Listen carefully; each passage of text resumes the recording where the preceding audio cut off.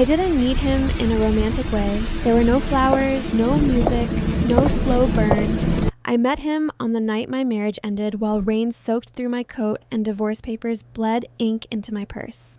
3 days later, my ex-husband was arrested at an international airport, screaming my name as federal agents dragged him away, and I became the woman everyone was looking for.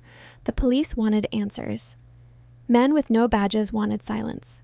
And the only person who knew exactly how deep the trap went was the man I had served wine to just once. They call him a crime lord, a king of shadows, a man who doesn't save women, he owns them. Yet, when the world turned against me, he didn't ask for my loyalty. He simply said, "Stay alive. I'll handle the rest." That was the moment I realized walking away from him might be more dangerous than staying.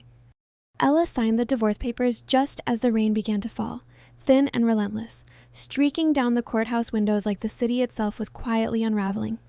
There was no shouting, no dramatic confrontation, no last-minute pleas, just the soft scrape of pen against paper, the dull thud of a stamp, and the unmistakable feeling of something ending without ceremony. 3 years of marriage collapsed into a single signature. Marco didn't look at her when he spoke. He was already standing, already halfway gone. Straightening the cuffs of his coat as if this were merely another appointment squeezed between more important things. "You'll be fine," he said casually. "You've always known how to survive with nothing." He wasn't wrong. That was the cruelest part. Ella walked out of the courthouse alone, the words echoing in her mind as rain soaked through her coat and chilled her skin. She had no home Marco had taken that in the negotiations she'd been too exhausted to fight. No savings, those had vanished into his debts long before the marriage ended. No family waiting with open arms. Just a single suitcase locked away in a storage unit and a dinner shift at Lumiere starting in a few hours. Freedom was supposed to feel lighter than this. Instead, it felt hollow. The city rushed around her, indifferent. Cars splashed through puddles. Businessmen hurried past without noticing her red eyes or trembling hands. She stood still for a moment on the cracked sidewalk, clutching her purse like an anchor, then forced herself to move. Standing still made it worse. Moving, even without a destination, felt like survival. Lumiere rose ahead of her like a monument to a world she would never belong to. Glass doors, marble floors, warm golden light spilling onto the wet pavement. Inside, everything smelled of butter, wine, and money. People spent more on a single meal here than she earned in a week. And yet, it was the only place that would still have her tonight. Ella slipped through the service entrance and tied her apron with practiced hands. The routine steadied her. Smile, stand straight, be invisible. That had been her role for years, and she knew how to play it well. She had just finished checking the evening specials when Marie, the floor manager, caught her by the arm. Marie's expression was tight. Her perfectly polished composure cracked just enough to let unease show through. "Thank God you're here early," she whispered. "We have a situation." Ella's stomach dropped. "I can't lose this job." "Marie, not today. You're not losing anything," Marie said quickly, lowering her voice and glancing toward the dining room. "But we need you in the VIP section tonight. Sophia called in sick." The VIP room. Ella hesitated. That room was reserved for high rollers. Private parties, people who didn't like mistakes and didn't forgive them. But VIP also meant tips, real tips. Enough to pay for a few nights in a cheap motel instead of sleeping in the storage room again. "I'll do it," Ella said, a little too fast. Marie studied her for a second, her gaze softening. Everyone at Lumiere knew about the divorce, about Marco, about the bruise Ella had tried to cover with makeup last week. "Change quickly," Marie said. "They'll be here in 20 minutes. And be careful tonight." Ella didn't ask what she meant. She stared at her reflection in the staff bathroom mirror, smoothing her uniform, forcing life back into her face. At 26, she should have looked vibrant. Instead, she looked like someone who had learned how to endure. She straightened her spine, tucked her pain away, and stepped back into the restaurant. The private dining room was already set, candles flickering against crisp white linen, crystal glasses catching the light, the city glowing beyond the floor-to-ceiling windows. Ella reviewed the wine list, memorized the courses, steadied her breathing. This was just another table. Just another night. Then the door opened. Voices flowed in first, low and controlled, speaking Italian with an ease that carried authority. Conversation in the nearby room softened, then stilled. Something in the air shifted, subtle but undeniable, like a warning whispered through the space. And then he walked in. Ella had served powerful men before bankers, executives, politicians, but this was different. This wasn't arrogance. It was certainty. He moved like the room belonged to him, like everyone else was simply allowed to exist in it for the moment. He was young, early 30s at most.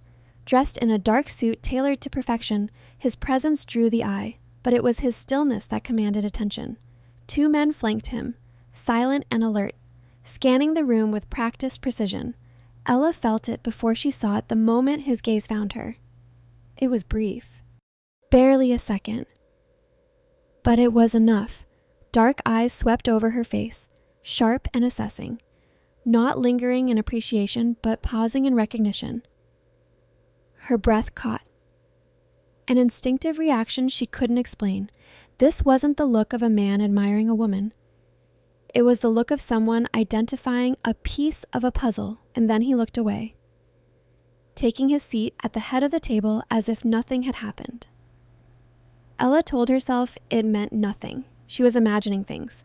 People like him didn't notice women like her. Except as part of the background, she picked up the wine bottle and approached the table. Professionalism settling over her like armor. "Miss," he said, his voice cutting cleanly through the murmured conversation. Not loud, not sharp, just absolute. She stopped instantly. "Wine." He added, it wasn't a request. Ella stepped closer, acutely aware of every eye on her, red or white. "Sir, you choose." The words hung between them, heavy with implication. Her fingers tightened around the bottle as she scanned the menu, calculated the pairings, made her decision. "The Barolo," she said finally. "It will complement the main course." The faintest curve touched his lips, not quite a smile. Approval. As she poured, she felt the heat of his presence, the subtle scent of cedar and smoke. When she reached him, he spoke again. "Your name, Ella." He repeated it softly, as if testing the sound. Something in his gaze sharpened, and for reasons she couldn't explain, fear and curiosity tangled in her chest.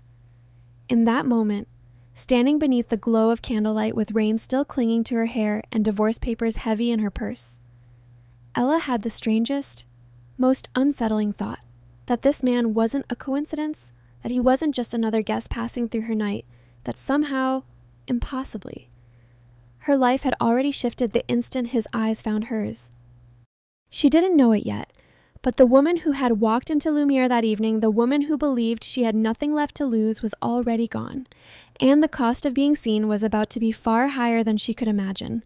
If this story touched your heart, follow the channel to enjoy many more heart-stirring stories every week.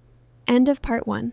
Dante Valentino was unlike any guest Ella had ever served, and she realized it within minutes of returning to the private dining room. He didn't skim the menu or exchange pleasantries. He didn't ask for recommendations or pretend interest in the ritual of fine dining.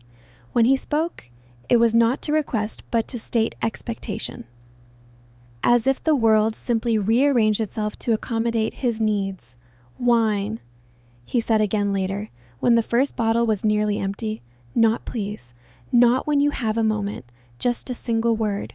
Calm and absolute." Ella moved without hesitation, though her hands betrayed her. Her fingers trembled slightly as she reached for the champagne flute beside the woman seated to Dante's right. The woman was elegant, draped in silk and diamonds, her laughter sharp and careless. Ella had learned long ago how to navigate around people like her. Stay quiet. Stay precise. Don't exist beyond what is required, but exhaustion dulls even the sharpest instincts.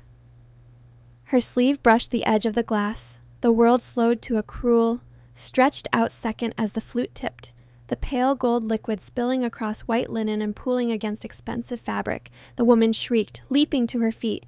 "Are you blind? I'm so sorry," Ella said instantly, grabbing napkins, her heart slamming against her ribs. "I didn't mean." The woman's hand lifted. Ella saw it coming and still couldn't move. She had learned. over years of small humiliations and unspoken rules, that sometimes you simply accepted the blow to keep the peace. Her eyes closed on instinct. The slap never landed. A sharp intake of breath cut through the room. Ella opened her eyes to see Dante standing, his hand wrapped firmly around the woman's wrist mid-swing. He hadn't raised his voice. He hadn't needed to. No one. He said quietly, his tone smooth and lethal. Touches my staff. The word struck harder than the near blow. The woman froze, color draining from her face. Dante. She protested, her voice suddenly smaller, almost petulant. She ruined my dress. I'll replace it, he replied without looking at her. Send me the bill. He released her wrist and she stepped back at once, as if the space around him had turned dangerous, and the room fell into a stunned silence. Men who had been speaking confidently moments earlier now stared at their plates. No one challenged him. No one even cleared their throat. Ella stood there, napkins clenched in her hands, unsure if she was supposed to apologize again or disappear. Dante turned to her instead. Up close. He was taller than she'd realized, broad-shouldered, his presence overwhelming without being loud. His gaze moved over her face with unsettling focus, not lingering where it shouldn't, but seeing far too much anyway. You work too hard, he said. The words were soft, almost conversational, and they pierced straight through her. Ella swallowed. No one had ever said that to her before. Not Marco, not her managers, not even herself. I'm fine, she replied automatically, the lie slipping out on instinct. His eyes narrowed just slightly, as if he'd expected that answer and dismissed it just as quickly. When does your shift end? 2, she said, then hesitated. In the morning. You're finished for tonight. She blinked. Sir, I can't. You can. He turned his head just enough to signal one of the men standing nearby. A wallet appeared. Bills were placed on the table without ceremony. Far more than she earned in weeks. Double her pay, Dante said. Consider it compensation. For what Ella asked before she could stop herself. His gaze returned to her, unreadable. For being treated as if you're disposable, heat rushed to her face, a mix of embarrassment and something dangerously close to gratitude.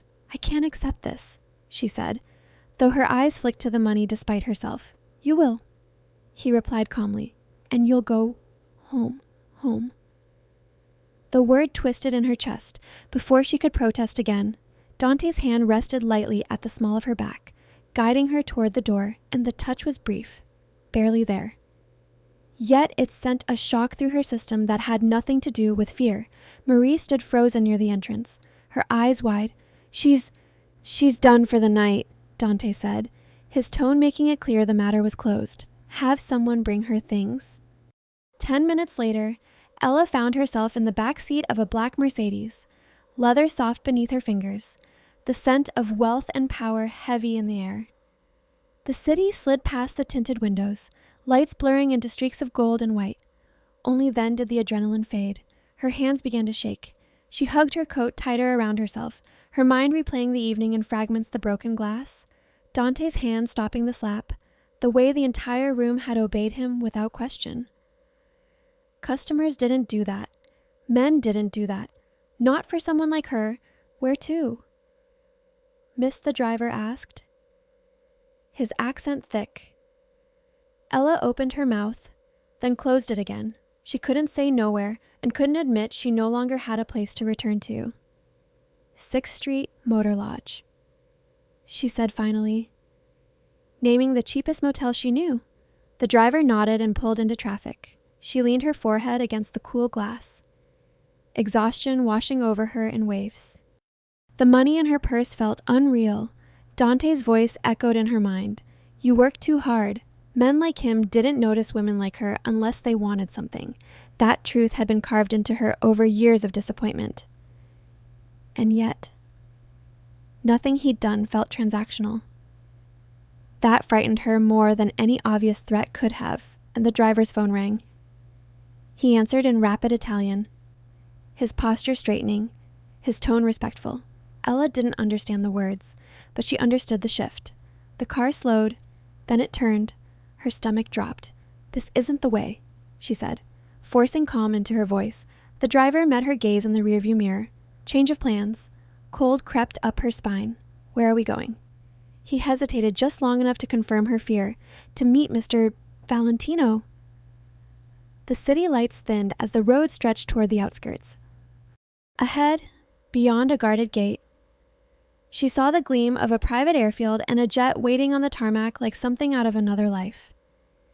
And at the foot of its stairs stood Dante Valentino, hands in his pockets, watching the car approach as if he'd known she would come all along. In that moment, Ella understood what had unsettled her from the start. This man hadn't intervened because he wanted something from her. He'd intervened because, in his mind, she was already involved. And whatever world Dante Valentino belonged to, it was a world where nothing happened by accident and no one walked away untouched. The car didn't turn toward the motel.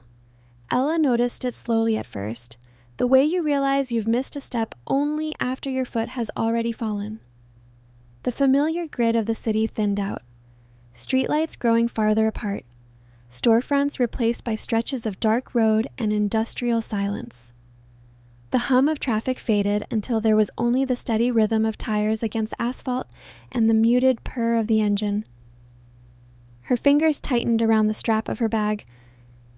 "This isn't the way," she said, keeping her voice level with an effort that cost her more than she liked to admit. The driver didn't glance back immediately.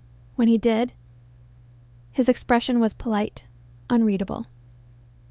"Mr. Valentino would like to speak with you," and the words settled into her chest like a weight. "I didn't agree to that," Ella replied. Her pulse was loud in her ears now, a warning she couldn't ignore. "You're not in danger," he said calmly, as if danger were something easily measured and dismissed. "If you were..." This conversation wouldn't be happening. That did nothing to reassure her. The road curved, leading them farther from the city's glow. Ahead, a series of lights emerged in the distance, too bright, too isolated. Recognition hit her with a sharp intake of breath. An airfield, not commercial, private. The car slowed as it approached the security gate. A guard stepped forward, glanced inside, then waved them through without question. Ella felt a hollow drop in her stomach as the gate slid open, sealing her inside a space she had never imagined entering. The Mercedes came to a smooth stop near the tarmac. The engine cut, silence rushed in, broken only by the low whine of a jet's turbines cooling nearby. Ella looked up.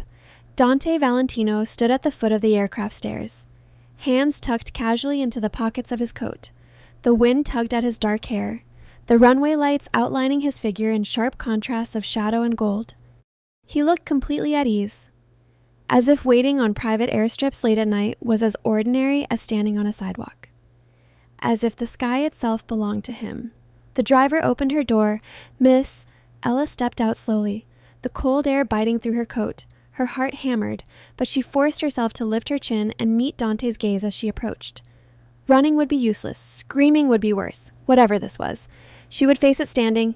"You didn't have to bring me here," she said, stopping a few feet away. Dante studied her in silence for a moment. Up close, his presence felt heavier, denser, like gravity pulling everything toward him. "I did," he replied simply. That was not an apology. She crossed her arms, more to steady herself than to appear defiant. "If you wanted to talk, you could have asked." His lips curved faintly, though there was no humor in his eyes. "And risk you saying no," her breath caught. "That should have been my choice." "It still is," he said. "You can leave at any time." She glanced back at the car, the guards, the open stretch of runway. The offer felt theoretical at best. "Then talk," she said quietly. "Say whatever you brought me here to say." Dante turned, gesturing toward the jet. Inside, "It's warmer," against her better judgment. Ella followed. The interior of the plane was nothing like the cramped commercial flights she'd taken once. Years ago. On a honeymoon she now tried not to remember. Soft leather seats, polished wood, subtle lighting. It felt less like a vehicle and more like a private room suspended between worlds. Dante took the seat across from her, close enough that she could see the faint scar near his jaw, the slight tension in his shoulders that suggested he was never truly at rest. The door closed. The outside world vanished. The first words out of his mouth were not a threat. Your ex-husband took something that doesn't belong to him. Ella froze. For a moment, she didn't breathe, didn't blink. The name echoed in her mind like a door slamming shut. Marco. She hadn't spoken his name since signing the papers. Had tried to bury it beneath routine and exhaustion and the quiet relief of not flinching every time a door closed too hard. Hearing him dragged back into her life felt like a violation all its own.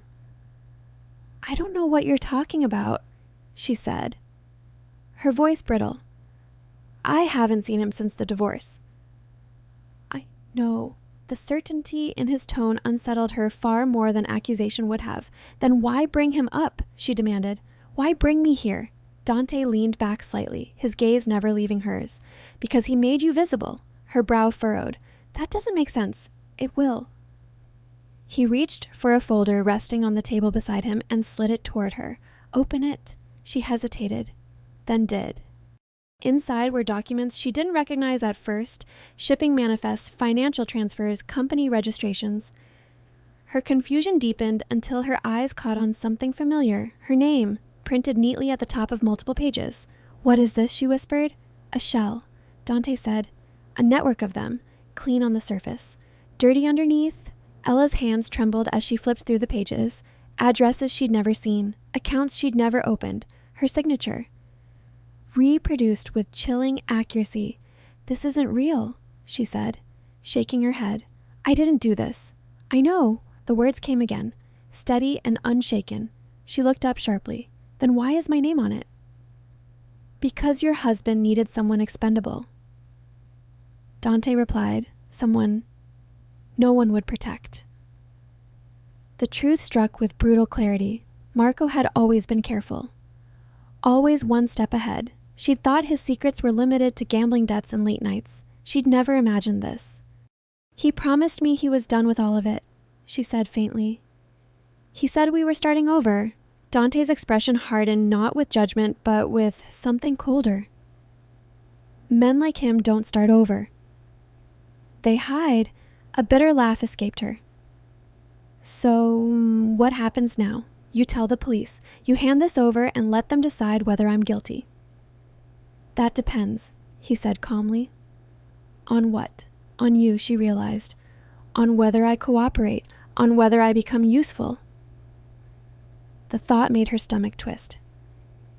If you think I can help you, you're wrong, she said. I don't know anything. I never did.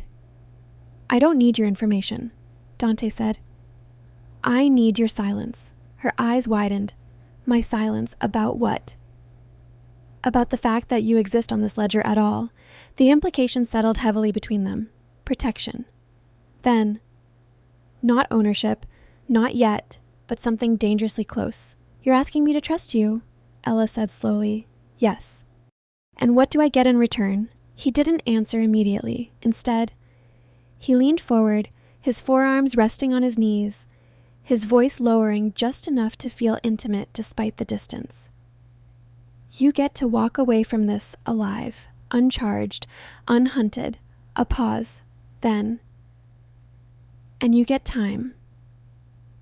Time for what? To decide what kind of woman you're going to be after this. He said, the one who keeps running, or the one who stops pretending she's invisible. Her throat tightened. You don't know me. No, he agreed. But I know men like Marco, and I know who they choose to sacrifice. The jet's engines hummed softly around them, a reminder that at any moment, everything could move liftoff, cross borders, disappear. Ella felt suspended, balanced on the edge of a choice she hadn't known was coming. You said I could leave, she said quietly. You can. Dante replied without hesitation. Right now, I'll have the driver take you wherever you want to go. And if I do, then you'll be alone with this, he said, tapping the folder, and Marco will keep running. She stared at the documents again, at her name repeated like a curse. The woman she'd been yesterday would have fled, grateful for the chance. The woman sitting across from Dante now understood something she hadn't before. Running had never saved her. She closed the folder. I don't know why you're doing this, she said. Dante's gaze softened just slightly. Enough to be dangerous. Neither do you, he replied. Not yet. Outside. The night stretched endless and dark. The city a distant memory, and the road that had brought her here no longer mattered. Ella realized then that this wasn't a detour. It was a crossing. And once crossed, there would be no simple way back. The storage facility sat on the edge of the city, a stretch of concrete and metal swallowed by fog and sodium lights. It was the kind of place people forgot about temporary, anonymous, built to hide what no one wanted to look at too closely. Ella had driven past places like this her entire life without ever imagining one of them would carry her name. The gate lifted without resistance. Dante didn't speak as the car rolled forward. His silence was deliberate, heavy, as if he were giving her space for something she hadn't yet realized she needed. Ella's chest felt tight, her breath shallow. Every instinct told her to run, but there was nowhere left to run to, and they stopped in front of a unit marked E317. Her stomach dropped. That's impossible, she said softly, staring at the number. I've never rented a storage unit.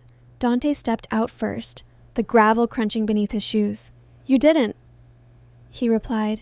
Your husband did. He gestured for her to follow. A guard appeared from the shadows, already holding a clipboard, and the lock was cut quickly, efficiently. No hesitation, no ceremony.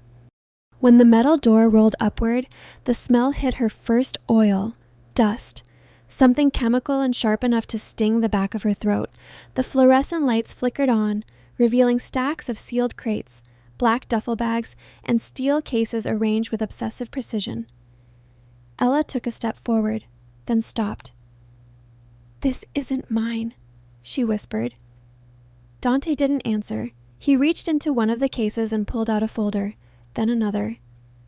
He handed them to her without a word. Her name stared back at her from the covers. Ella. Printed. Typed. Signed. Her knees weakened. She gripped the edge of a crate to steady herself as she flipped through the documents: shipping manifests, offshore accounts, import licenses. Every page was a lie built carefully enough to pass as truth. Her signature had been forged with terrifying accuracy, the slight slant of her handwriting reproduced as if someone had studied it for years. I didn't know, she said, her voice breaking. I swear I didn't know. I know, Dante said again, calm and unwavering. She laughed, a sharp, hollow sound. Then why does this exist? Why is all of this under my name? Because Marco needed someone clean. Dante replied, someone no one would suspect, someone who trusted him enough not to ask questions. The realization burned. Every unexplained absence, every whispered phone call, every time he'd insisted on handling the paperwork himself. She had wanted to believe in the man she married, wanted so badly for the marriage to work that she'd ignored the quiet alarms in her mind. He didn't run. Ella said slowly. Did he? Dante's expression darkened. No. He stayed close enough to watch. The words cut deeper than any accusation. Marco hadn't fled in panic or fear. He had calculated this, built it, left her behind like a shield. Sirens sounded in the distance. Ella's head snapped up. What was that? Police, Dante said evenly. They're on their way. Panic surged through her. You called them? No, he replied. Someone else did. Her breath came faster now. Then we have to explain and show them this. Tell them. They won't listen. Dante interrupted gently. Not at first. On paper. This is your operation. Your money. Your signature. Her pulse thundered. I'll go to prison. Yes. He said simply. If nothing changes. The sirens grew louder. Dante reached into his coat and produced a lighter, and the metallic click echoed in the unit. Sharp and final. Ella stared at it. What are you doing? He met her gaze, ending this, before she could speak again. He flicked the flame and set it to the first stack of documents, and the fire caught immediately, devouring paper and ink, curling the truth into ash. He moved with controlled efficiency, feeding the flames more folders, more evidence. The heat rising fast. Stop. Ella grabbed his arm, panic breaking through her composure. You can't just... This is evidence. It's a death sentence, he corrected, and it's not yours to carry. Smoke filled the air, and the sirens were close now. Too close. Dante turned to the crates, signaling his men. In moments, the unit was a controlled chaos of movement cases opened, contents removed, items destroyed or cleared with ruthless precision. Ella stood frozen, watching her supposed crimes disappear in fire. "What happens to me?" she asked hoarsely. Dante stepped back toward her, the flames reflecting in his eyes. "From this moment on," he said, his voice low and unyielding, "you no longer belong to your old life." The words settled into her bones.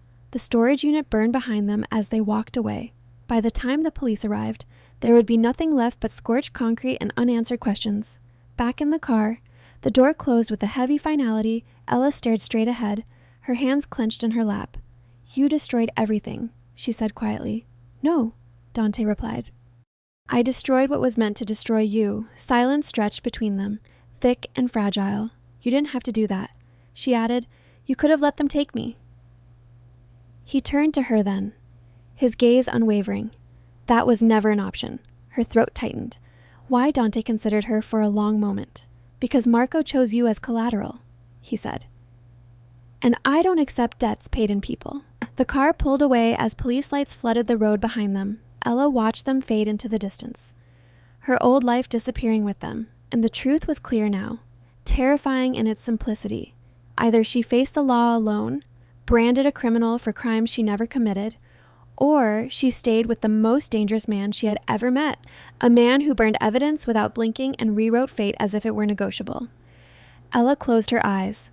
For the first time since signing those papers, she understood what Marco had really taken from her. It wasn't money. It wasn't safety. It was the illusion that she could survive by staying invisible.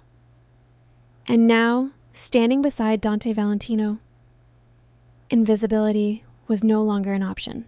Dante's estate was nothing like the fortified compounds Ella had imagined while sitting in the back of the car, replaying the fire, the sirens, the moment her name had turned to ash.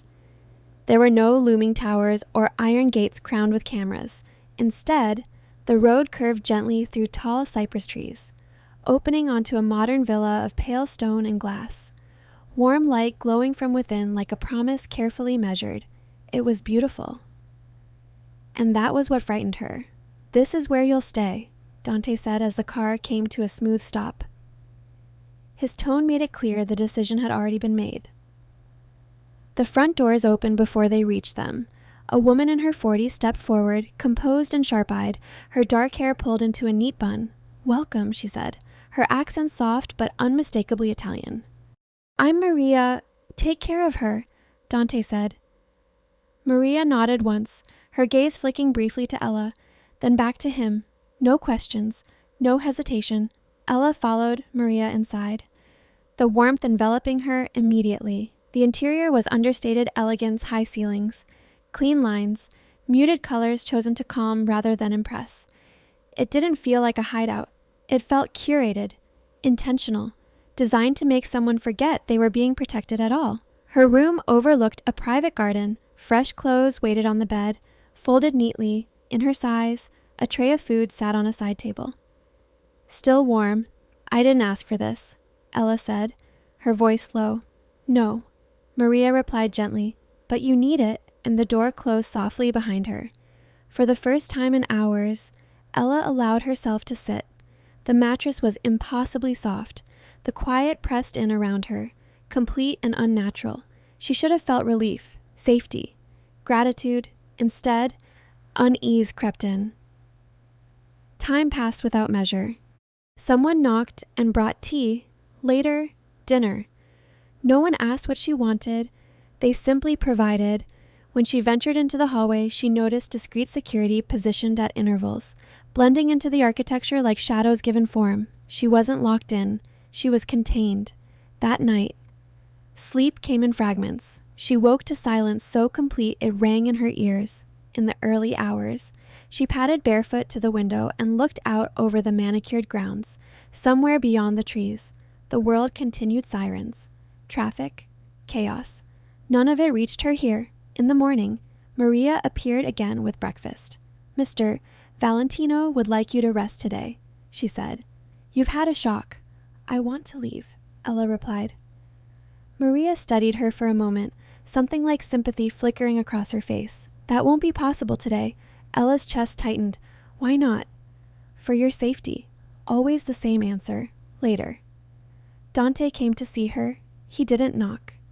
He didn't apologize. He stood in the doorway of the sitting room, his presence altering the space as decisively as ever. You slept, he observed. A little. Good. She crossed her arms. How long am I supposed to stay here? As long as necessary. And who decides that I do? And the words were not cruel. That made them worse. Ella paced the length of the room. Energy coiled tight beneath her skin. You burned evidence in front of the police. You moved me across the city in the middle of the night. And now I'm here, surrounded by guards. With no phone. No way out. You say this isn't a prison, but it feels like one. Dante listened without interruption. When she finished, he spoke quietly. If this were a prison, you wouldn't be standing in front of me arguing, that's not comfort. No, he agreed. It's truth. She stopped pacing and faced him. You keep telling me what will happen to me. You never ask what I want. A pause. What do you want? He asked. The question caught her off guard. She opened her mouth, then closed it again. The truth was uncomfortable. She didn't know. Not anymore. The life she'd planned, the future she'd endured toward, had collapsed overnight. I want to choose, she said finally. Even if I choose wrong. Dante held her gaze, something unreadable flickering in his eyes. Choice is a luxury, he replied. One you'll have again, just not yet. That night, Ella wandered the villa, learning its rhythms. The staff spoke softly, respectfully. They watched her without making it obvious. She realized she was never alone, not truly, but never confronted either. Days blurred together. Her clothes were replaced with better ones. Her hair was styled. A doctor came and went. No one asked permission. Everything was done with a careful politeness that made refusal feel childish, unreasonable. The safety was suffocating. She caught her reflection in a hallway mirror and barely recognized herself. The fear was still there, but it was buried beneath layers of calm imposed from the outside. She was being preserved, not consulted. One afternoon, she stepped onto the terrace, the sun warm on her skin. Dante was there, speaking quietly on the phone. She didn't hear the words, only the tone controlled, dangerous. When he finished, he turned to her. This place is meant to protect you, he said. I know, Ella replied. That's why I'm scared. He frowned slightly. Of what? Of disappearing, she said. Of waking up one day and realizing I don't exist outside these walls. Silence stretched between them. You won't disappear, Dante said at last. I won't allow it. The statement was meant to reassure. Instead, it chilled her. She understood then what unsettled her most about this place. Not the guards, not the walls, not even Dante's power. It was the certainty. Everything here ran on decisions she did not make. She was safe because someone else deemed her worth protecting, cared for because someone else decided what care looked like, and for a woman who had just escaped one life defined by someone else's choices. That realization was terrifying. Ella turned away, the villa stretching endlessly behind her, beautiful and silent. For the first time, she wondered whether safety, when taken without consent, could become just another kind of cage. Ella learned the villa had a quiet hour just before sunset, a moment when the light softened and the house seemed to exhale. It was the only time she felt brave enough to stop pretending she was fine. She sat on the edge of the terrace, watching shadows stretch across the garden. When Dante joined her without announcement, he didn't speak at first, neither did she. For once, the silence between them felt deliberate rather than imposed. You're angry, he said eventually. I'm afraid, Ella corrected. Anger would be easier. Dante studied the horizon, his profile etched sharply against the fading light. Fear keeps you alive, he said. Anger gets you killed. She let out a humorless breath. You talk like someone who's had a lot of practice. Yes, the admission lingered, opening something neither of them had named until now. You asked why I'm doing this.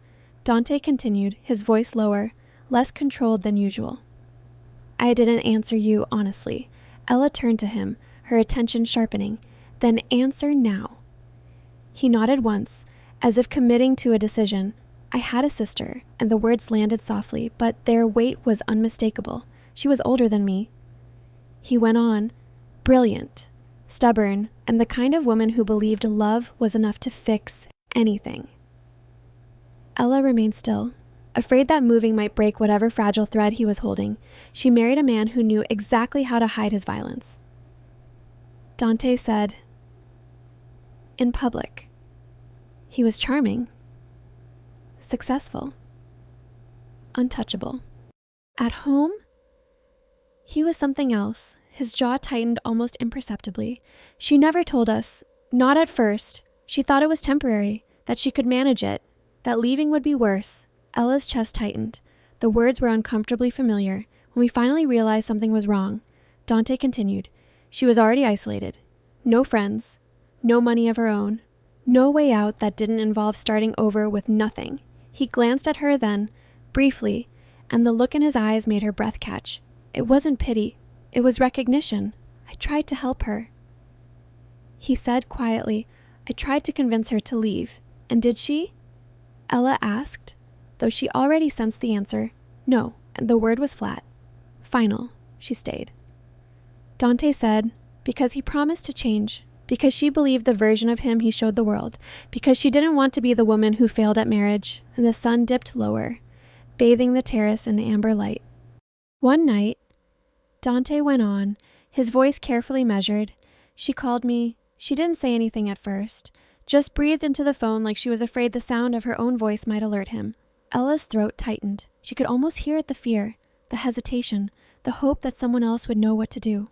I was too far away. Dante said, by the time I reached her, it was already over. Ella closed her eyes. He didn't mean to kill her, Dante added, not as an excuse, but as a condemnation. He meant to scare her, to remind her who controlled the door. The words burned. What happened to him? Ella asked softly. Dante's gaze drifted back to the horizon. He disappeared. No further explanation was necessary. Silence settled between them again, heavier now, filled with things that could not be undone. That's why you intervened, Ella said slowly. Because you saw her in me. Yes, the honesty stunned her more than any lie would have. You didn't save me because you care about me, she said. You saved me because you couldn't save her. Dante didn't argue. I saved you because no one should be trapped by someone else's violence. He replied. And because men like Marco count on women staying quiet. Ella hugged her arms around herself. That doesn't make me feel better. It shouldn't. He said. Obsession rarely does, and the word echoed between them, sharp and dangerous. I don't want to be a replacement, she said, her voice trembling despite her effort to stay calm. I don't want to live inside someone else's unfinished story. You won't, Dante said immediately. Too immediately. She looked at him, really looked at him, and for the first time saw the cracks beneath the control. This wasn't a man driven by desire or conquest. This was a man haunted by a single moment he had failed to change. And if I remind you too much of her, Ella pressed. What happens then? Dante was silent for a long moment. When he spoke, his voice was low and unguarded. Then I will have to learn the difference. The answer unsettled her more than a promise ever could. She stood, needing space, air, distance. You should have told me this sooner. Yes, he agreed. But then you might have left. And now you might still, he said. But at least you know what you're choosing. The admission stripped away the last illusion of control she'd been clinging to. Ella walked a few steps away, her mind racing. Dante hadn't rescued her out of love. He'd acted out of memory, guilt, fear of repetition. And that meant his protection came with conditions she didn't yet understand. She turned back to him. If I stay, she said carefully, it won't be because you're protecting me from Marco. It will be because I choose to be here. Dante met her gaze. I wouldn't accept anything else. The lie was subtle, almost kind. As the sun disappeared completely, the garden plunged into twilight. Lights flickered on around the villa, illuminating a space designed to feel safe, controlled, contained. Ella realized then that Dante's greatest danger wasn't his power, or his world, or the enemies waiting beyond the gates. It was the past he was trying to outrun, and if she wasn't careful, She wouldn't just be protected by it, she would be pulled into it. The message arrived just after midnight. Ella had been half asleep, wrapped in the unfamiliar comfort of silk sheets, when the soft vibration on the bedside table pulled her back into consciousness. For a moment, she didn't understand what she was hearing. Phones were a rarity here. Carefully controlled, screened, monitored. She'd almost convinced herself the outside world had stopped trying to reach her. The screen lit up. An unknown number. Her breath caught as she opened it. You always were easy to find. Her hands went cold. Another message followed before she could move. Tell him I'm not done yet. Marco. The name burned behind her eyes, dragging her back into memories she had worked desperately to bury, the way his voice changed when no one else was listening. The precision of his cruelty. The satisfaction he took in knowing exactly where her limits were. She sat up abruptly. The room suddenly too quiet, too open. The walls felt thinner now, the shadows deeper. Her first instinct was to run straight to Dante, to hand him the phone and let him turn the threat into something manageable. Instead, she sat there, staring at the screen, feeling the weight of the choice pressing down on her. By morning, the villa was already different. Security doubled. Guards who had once blended discreetly into the background now stood in clear view. Armed and alert, doors that had never been locked before required codes. The gates hummed shut with mechanical finality. Dante didn't need to tell her what had happened. She could feel it in the air. He found her in the main living area, speaking quietly into his phone. When he ended the call, his expression was composed, but his eyes were dark with something sharper beneath the surface. He contacted you, Dante said. It wasn't a question. Yes, Ella replied. She held out the phone. Last night, he took it, scanning the messages with clinical detachment. I should have expected this. You knew he'd come after me again, she asked. I knew he wouldn't stop until he lost all leverage. Dante said, You are his last? The words made her chest tighten. I'm not a bargaining chip. No, Dante agreed. You're a liability. To him, the distinction offered little comfort. Throughout the day, Ella felt the villa close in around her. Hallways she'd once wandered freely were suddenly redirected. Windows were reinforced.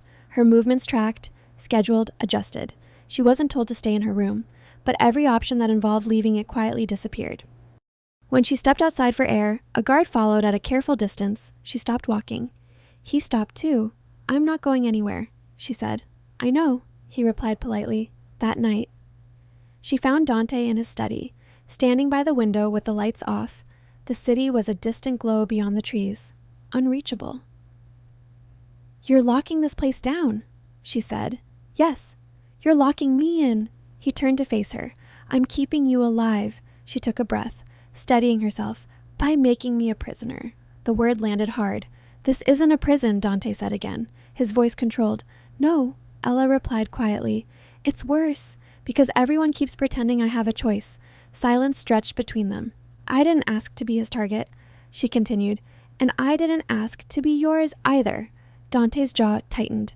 Everything I'm doing is to protect you. I know, she said. That's what scares me. He studied her, something conflicted flickering across his expression. Fear is unavoidable, so is resentment, Ella countered, and you're building it brick by brick. She stepped closer, her heart pounding but her voice steady. I won't survive this if I disappear again. I won't go back to living inside someone else's rules. Dante's gaze sharpened. What are you saying? I'm saying I don't need to be protected at the cost of my freedom. The words hung in the air between them, fragile and irreversible, for the first time since they met. Dante didn't answer immediately. The silence that followed was different from the other's, strained, unsettled. He looked away. His reflection ghosted in the dark window. You think I'm like him, he said finally. No, Ella replied softly. I think you're afraid of becoming him. The truth of it struck deep. She saw it in the way his shoulders stiffened, in the way his hands clenched at his sides. I won't hurt you, Dante said. I know, she answered, but you're still deciding for me. Another pause. Outside. The guard shifted positions. The house hummed with controlled vigilance. A machine set into motion by fear. "What do you want from me?" Dante asked quietly. "I want to be asked," Ella said, not informed. "I want to know what's happening. And I want a say in how we handle it. That's not how my world works," he said. "Then your world will break me," she replied. "And you'll have saved my life just to erase it." The words landed between them, sharp and undeniable. Dante stared at her for a long moment, as if weighing something far heavier than strategy. Finally, he spoke, his voice low.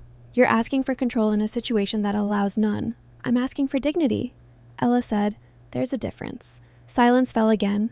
This time, Dante didn't argue. He didn't reassure. He didn't command. He simply stood there, caught between the instinct to protect and the fear of crossing a line he could never uncross. Ella turned and walked out before either of them could say something they couldn't take back. Behind her, the villa remained secure, silent, unyielding, but something essential had cracked, and neither of them knew yet whether it could be repaired or whether it would shatter everything they had built. Marco was captured at dawn. Ella didn't hear the gunshots or the shouts. She woke instead to the villa shifting into a new, sharper rhythm, the quiet urgency of men moving with purpose. Voices kept low but decisive. The air charged with inevitability. She sensed it before anyone told her. The way one senses a storm breaking even from behind thick walls. Maria appeared at her door just after sunrise. "Get dressed," she said gently. "Mr. Valentino would like you downstairs." Ella's heart tightened. "Is someone hurt?" "No." Maria replied, "Not yet." The words followed Ella down the corridor like a warning. Dante stood in the main room, coat already on, his posture rigid with restraint. On the table beside him lay a phone, its screen lit with a still image from a security feed. Ella recognized the narrow hallway, the harsh fluorescent light. The way Marco's shoulders hunched as two armed men forced him forward. Even bruised, even restrained. He looked infuriatingly familiar, her stomach twisted. "He's alive," she said, stating the obvious. "For now," Dante replied. She stepped closer to the screen, her chest tightening as Marco lifted his head, eyes wild, lips pulled back into a smile that made her skin crawl. He looked directly at the camera, as if he knew she was watching. "He asked for you," Dante added. Ella flinched. "No, I didn't say I agreed." She turned to face Dante. "You told me he was finished." "He is," Dante said calmly, one way or another, and the implication hung heavy between them. They moved to a secure room beneath the villa, its walls reinforced, its lighting low and deliberate. Marco was already there, tied to a chair, blood drying along his temple. When he saw Ella, his smile widened. "Ellie." He drawled hoarsely. "You always did land on your feet." She stopped a few steps away, her hands clenched at her sides. "You did this," she said. "You set me up." Marco laughed, then winced. "I gave you a future," he replied. "You just didn't understand the value of it." Dante moved between them slightly, his presence unmistakable. "Speak carefully," he warned. Marco's gaze slid to him, calculating. "You're the one who should be careful," he said. "Men like us don't get sentimental." Ella felt something shift inside her, a hardening she hadn't known she was capable of. "You used me," she said.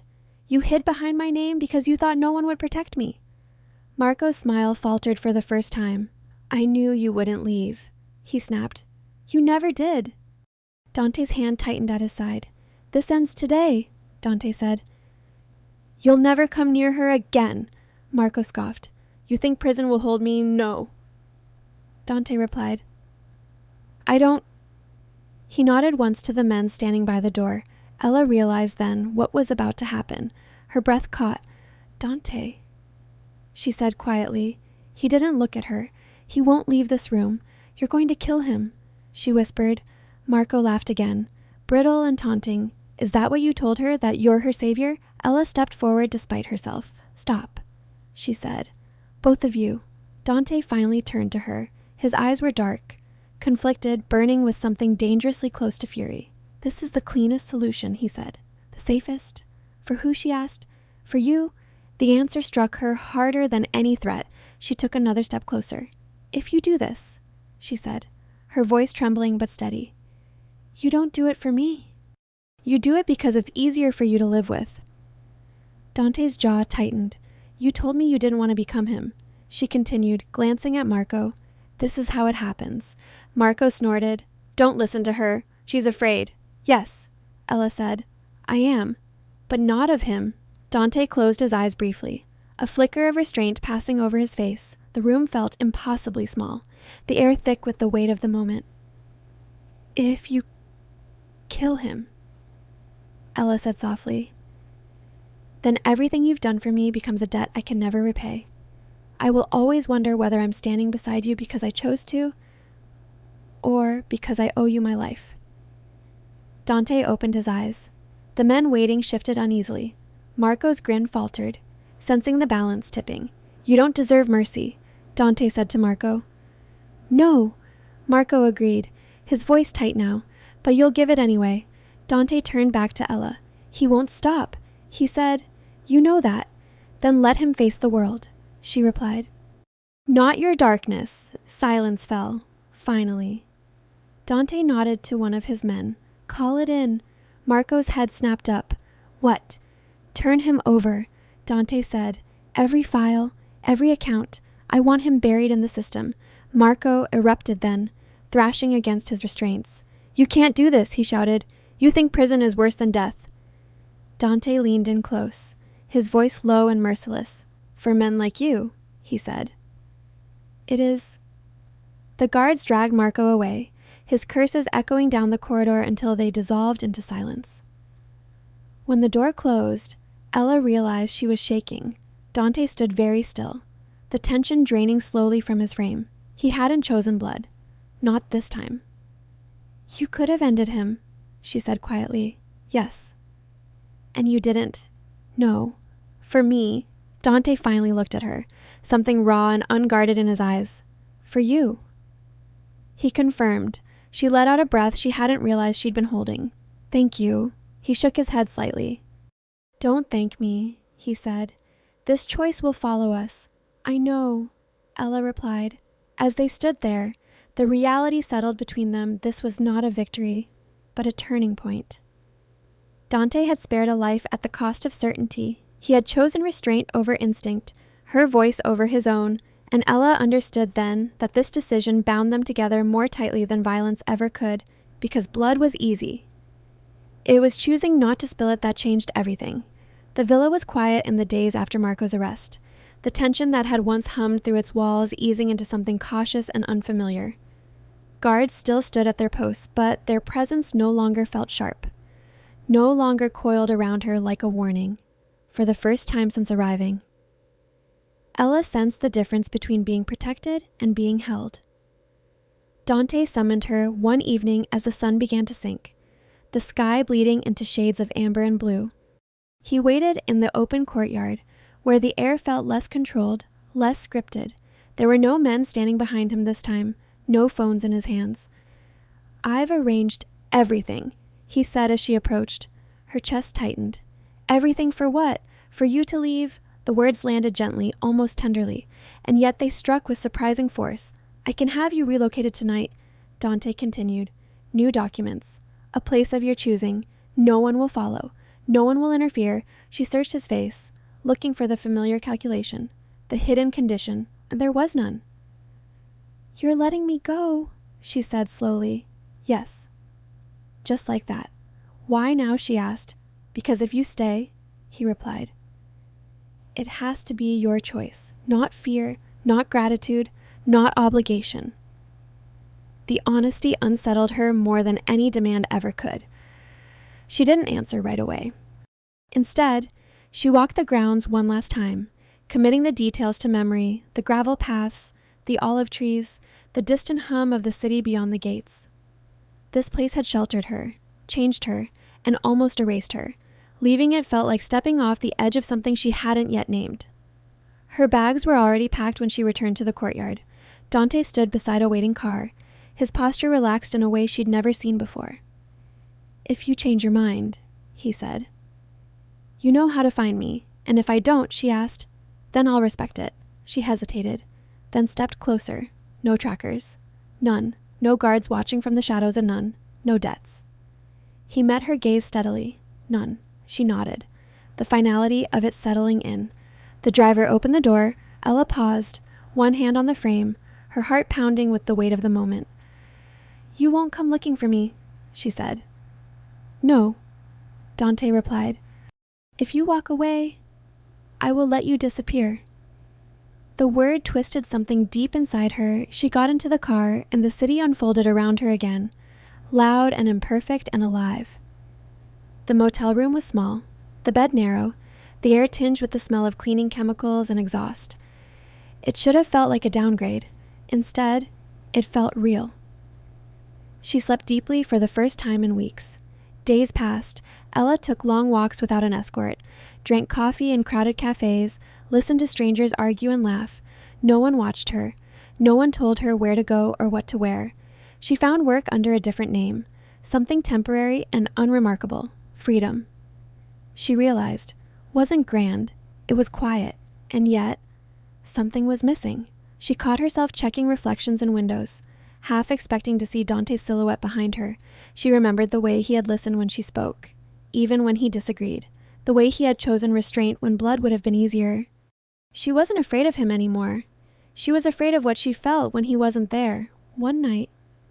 As rain traced familiar patterns against the glass, Ella understood the truth she'd been avoiding. She hadn't stayed because she was trapped. She'd left because she needed to know she could, and now she did. She packed her bag again, this time with intention rather than escape. The villa gates opened without question when she returned. Maria looked surprised, then smiled softly, stepping aside. Dante was in the same courtyard where he'd let her go, as if he'd never moved. When he saw her, something in his expression shifted relief, disbelief, restraint held carefully in check. I thought you might, he said quietly. I didn't come back because I had nowhere else to go, Ella replied. I came back because I chose to. He nodded once. Accepting the distinction without claiming it, then you stay, Dante said, on your terms. She stepped closer, the distance between them charged with a new kind of understanding. This time, she said, we decide together. Dante met her gaze. Something like a promise forming between them, not spoken, but felt. For the first time, Ella knew exactly what she was doing. She wasn't returning to safety. She was stepping forward into choice. And that made all the difference. The villa did not change after Ella returned. The walls were the same pale stone, the garden still trimmed with almost unnatural precision. The air still carried that careful quiet Dante favored. What changed was subtler and far more dangerous. Choice entered the room. They did not rush into anything. There was no dramatic confession, no promise carved into the air like a vow meant to bind. Instead, there were small negotiations that mattered more than grand gestures. Ella chose her room. She chose her schedule. She chose when to be alone and when to sit across from Dante at the long table where decisions used to be announced, not discussed. Dante learned to ask. It didn't come naturally. Sometimes his instincts still surged ahead of restraint. His gaze sharpening when threats were mentioned, his voice tightening when he spoke of risks. But when Ella raised her hand quietly, firmly, he stopped, listened, adjusted. It was in those pauses that something new took shape. They spent evenings walking the grounds. The space between them deliberate, respectful. Dante spoke of logistics, of dismantling Marco's remaining networks, of making sure the fallout never reached her again. Ella listened, asked questions, challenged him when something felt too final, too absolute. You don't have to erase everything, she said once, just enough to keep it from hurting anyone else. Dante considered that for a long time, then he nodded. At night, when the villa grew still, they talked about less dangerous things, books, cities they had never visited, the strange comfort of anonymity. Dante admitted he didn't remember the last time he'd walked through a place where no one knew his name. You could, Ella said. He smiled faintly. So could you, and the truth of that settled between them, gentle and undeniable. Weeks passed. The guards became fewer, and the gate stayed open longer. Ella began leaving the estate without an escort, returning when she chose. Never questioned. Dante never asked where she went, only whether she was safe. And when she answered yes, he accepted it. Trust, she learned, wasn't built by surveillance. It was built by restraint. One evening, as the sun dipped low and painted the sky in muted gold, Ella found Dante standing alone by the edge of the garden. He looked older somehow, not weakened, but unarmored. "I've been thinking," he said when she joined him. "That sounds dangerous," she replied lightly. A corner of his mouth lifted. "For me, it usually is." He turned to face her fully. "I don't want to be the reason you stay," he said. "Or the reason you leave." Ella studied him, recognizing the weight behind the words. "Then don't be," she said. "Be the one who walks beside me. Not in front, not behind." Silence stretched between them, but it was no longer strained. It was spacious. "I don't know how to love without control," Dante admitted quietly. "I don't know how to love without fear." Ella answered. They stood there. Two confessions meeting in the open air. "Maybe," she said after a moment. "We don't try to fix each other." Dante's gaze softened. "Maybe we don't." When they finally touched, it wasn't sudden. It wasn't desperate. His hand brushed hers, tentative, asking rather than taking. She laced her fingers through his, grounding, choosing, and there was no electricity meant to dazzle, no promise of salvation. Just warmth. Presence. The steady recognition of someone who saw her not as a symbol, not as a wound to be mended, but as a person standing in her own right. Later, in the quiet of the house, Ella paused at the threshold of her room. "You know," she said, "I could still leave." Dante nodded. "I know, and you wouldn't stop me." "No," and the certainty of it was everything. She stepped forward and kissed him, then soft, unhurried, unclaimed. When they parted, neither of them spoke. Words would have made it smaller. The world beyond the villa did not suddenly become kind. Dante's life did not transform into something clean, or innocent. There were still shadows, still consequences, still choices that carried weight. But Ella faced them now with open eyes, her agency intact, her voice steady. She found work she cared about, built routines that belonged to her. Some mornings she left early and returned late. Some nights she didn't come back at all. Dante never questioned it. He learned the discipline of waiting without possession. And in that space, something unexpected grew. Not rescue, not dependence, partnership.